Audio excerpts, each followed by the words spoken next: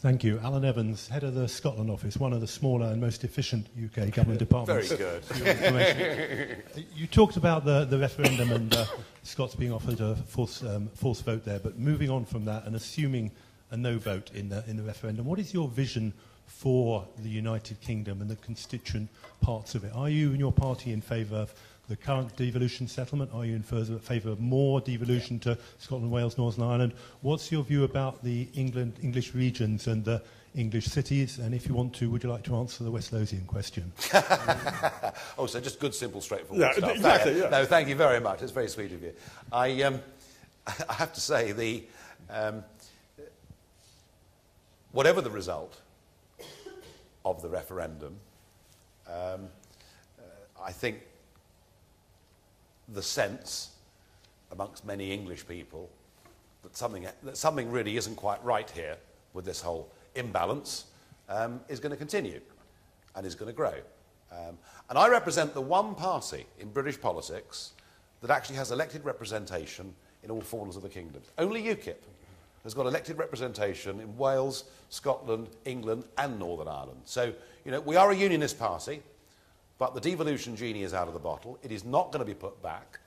Ultimately, I suspect the Scots will vote no, it seems to me.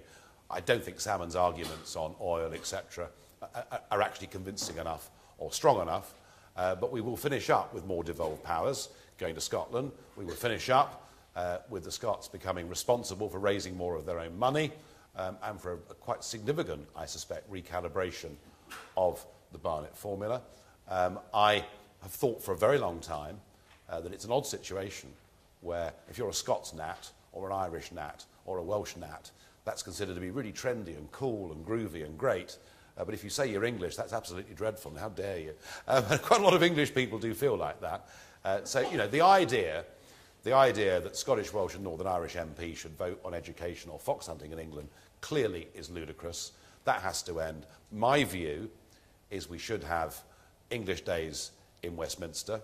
You know, we can call it an English Parliament for that period of time. My dilemma is this.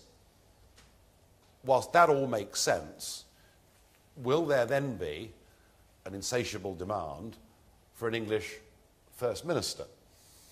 And if we have an English First Minister for what is 86% of the population, it can be very difficult to see how a Prime Minister and an English First Minister could coexist. And that is, I think, there are some English nationalists out there that would love to see that happen. I'm not one of them. I want devolution to work. I want us to move towards a more federal United Kingdom. But I think the question of the English First Minister is a really vexed one, and one that I haven't yet answered in my own mind. As far as the rest of England is concerned, regionalism, there is no demand for it. I have never met anybody in my life, anywhere in the world, who told me they came from the southeast region. Nobody, although I've been a representative of it in the European Parliament for 15 years. You know, arguably the southwest, Devon and Cornwall, have a regional identity. The northeast, I think, has quite a strong regional identity. And yet when they were asked in Mr Prescott's referendum for a form of regional government in the northeast, they rejected it massively and overwhelmingly. So, no, I don't think regionalisation is the issue. I really don't think there's any. I really don't see any demand for it. I actually think that counties matter. Perhaps that's an old-fashioned point of view, but I think actually, and not just because I'm a cricket fan, but I think actually counties do matter. And I would like to see, just on this devolution point, if I can quickly, I would like to see devolution of power from Westminster to Brussels, devolution of power from Westminster to county councils and district councils who were emasculated during the 1980s in many, many ways. Whether it's uniform business rates or whatever it is, who we vote for at local level means far less than it used to 40 years ago. And I would like to see the ultimate devolution, which is the ability of people on national issues to call, a referendum to stop something from happening. Andrew.